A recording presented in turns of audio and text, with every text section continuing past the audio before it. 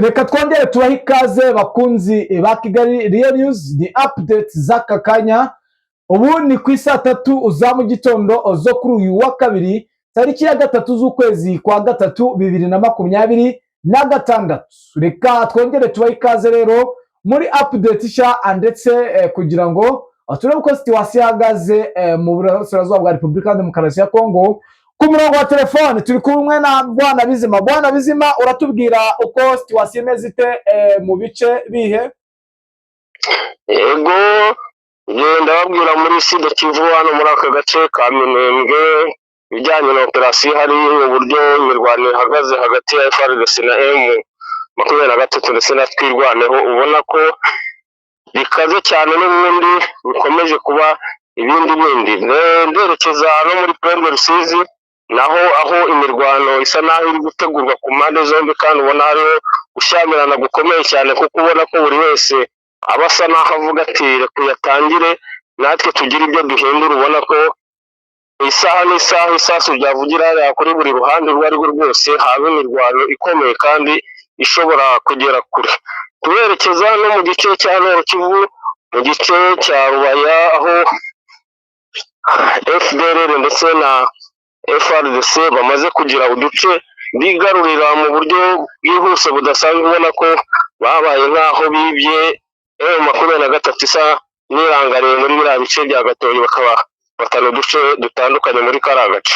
Yes, ku rwego rwa politike rero natwe turarebera hamwe ibihano bikomeye byafatiwe abasirikare b'igihugu cy'u Rwanda bakomeye bagera muri 4, ndetse turebe akantu ku kandi n'ibyatangajwe n'igihugu cy'u Rwanda, ndetse tumenye uko byifashe, ndetse hari abari ku mitwe itandukanye, navuga abari muri MRDP twirwaneho, abo twita abanda covers baduhaye amakuru, ndetse no ku ruhande rwa FARDC baduha amakuru.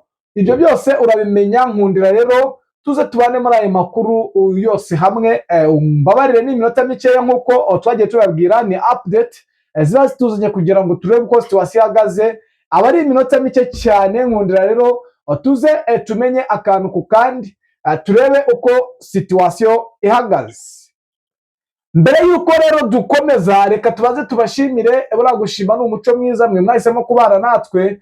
Namwe mukiza bwa mbere nta kindi musabwa ni ugukanda subscribe, like, share, bityo mukiyongera mu muryango mugari wa Dema kumva amakuru acukumbuye kandi yizewe. Nge muri kumva ndi Damien Habumugisha, ku muroko informa wacu akaba yitwa Bizima. Mbere yuko utujyana kuri frontline, reka turebere hamwe ibikomeje kwibazwa n'abatari bakeya, nyuma yuko n'ubundi bigaragara ko imirwano ikaze, abaturage bakomeje kugenda bahunga mu bice bigiye bitandukanye, cyane cyane muri hano za Warikare, aho ihuriro rya AFC ryamaze kwerekeza Warikare, ndetse kwikubitiro bagafata agace ka Buhimba. Aka gace ka Buhimba ariko umwanda covers wanjye yambwiye ko bakomeje kwerekera ubu ngubu magingaya, bamaze kujya mu gace kandi bita aka gace bakita na gace n'ubundi werekeza n'ubundi werekeza mu mashyamba ariya ya Warikare, aho bita za Kimu. Abona yuko ngo imirwano ariho ikomeje gukomerera, ndetse ubwo bakaba ari bwose aho bita za Ngenge.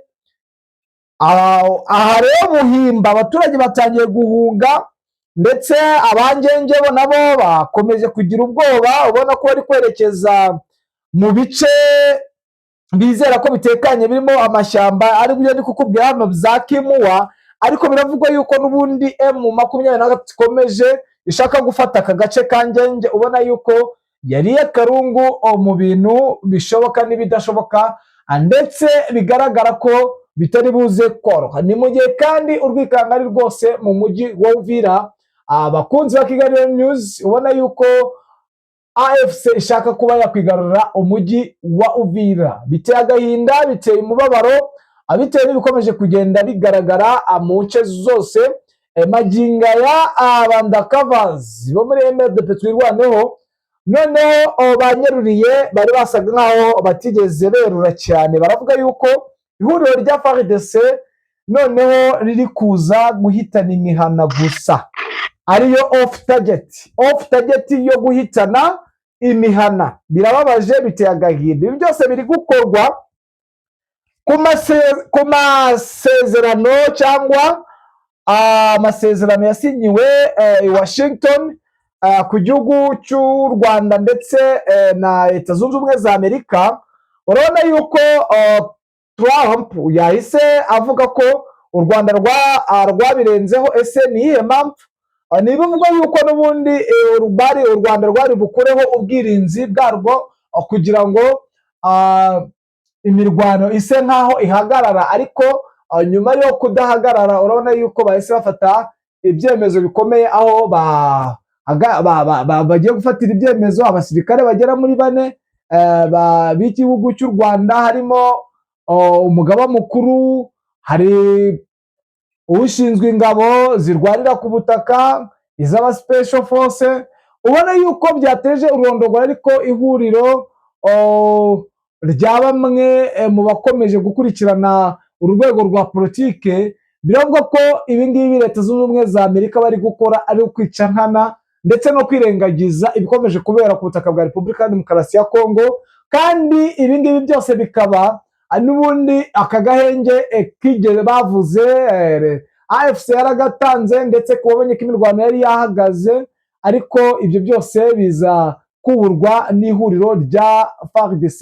Bivugwa ko n'ubundi impamvu Leta Zunze Ubumwe za Amerika ziri kubishoramo imbaraga, nubwo nabo zo zitorohewe, ariko impamvu ziri kubishyiramo imbaraga ni amasezerano basinyanye n'igihugu cya Repubulika ya Demokarasi ya Kongo kiri kubafosinga kugira ngo bakomeze kwishakira imitungo n'ubundi, kuko babaye barusahurira mundura. Rero dukomeze turebera hamwe uko imirwano ihagaze, n'ubundi turagaruka tureba ibyo u Rwanda rwasubije itangazo ryo gutanga ibihano. Murabizi ko mu minsi yashize perezida w'igihugu cy'u Rwanda igihe baravuze ngo baraza kubafatira ibihano, uzi ko yavuze yuko n'ubundi ibihano bya Amerika ntacyo bibabwiye. Ese uyu munsi yavuze iki? Uraza kumenya akantu ku kandi. Icyo usabwa gusa ni ukumva ugakurikirana iyi nkuru mpaka uyishoje.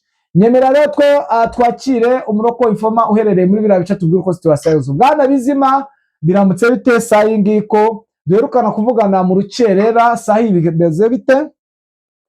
Yego, reka merekeza Purende Rusizi. Imirwano muri aka gace ubona ko hariho gushyamirana ku mpande zombi kuri FARDC ndetse n'ikwasiyo bari kumwe nayo mu 23 muri aka gace.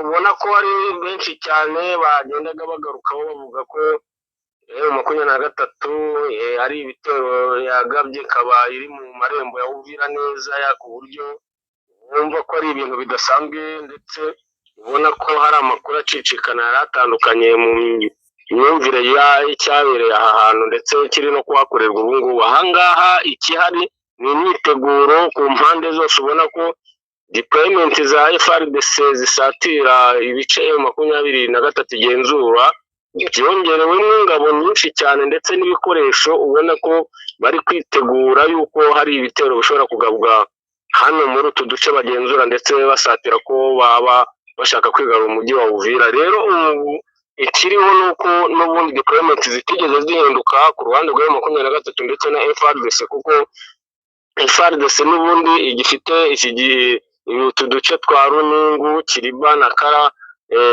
na Kara, ndetse n'uyu mujyi wa Uvira nk'uko bari basanzwe babigenzura. Deployment za 23 n'ubundi ziherereye muri utu duce twa Kabunambo ndetse na Sange n'utundi duce tuyiri inyuma twose dusa naho yari isanganywe. Nta kintu cyahindutse muri deployment zabo nk'uko bisanzwe, ahubwo kiriho cyane gikomeye hano n'imyiteguro ubona ku mpande zombi, ariko ubona ko ari nka attention 23 yatanze aha yuko umunsi batinyutse kurasa n'isasu rimwe mu birindiro byabo aho byabiherereye hose muri iki gice cya Kabunambo cyangwa za Sange, ari bw'imirwano izakomera kandi izagenda ikabageza kure cyane ku buryo badatekereza. Rero byabaye nk'isomo kuri bo, kuko ubona ko ntabwo FARDC yigeze itinyuka no gukorozinga muri ibi bice kubera ko bazi ko ari nko gukoma rutenderi, ubona ko isaha n'isaha bategereje icyazaba kivamo muri ibi. Rero ikintu gihari muri aka gace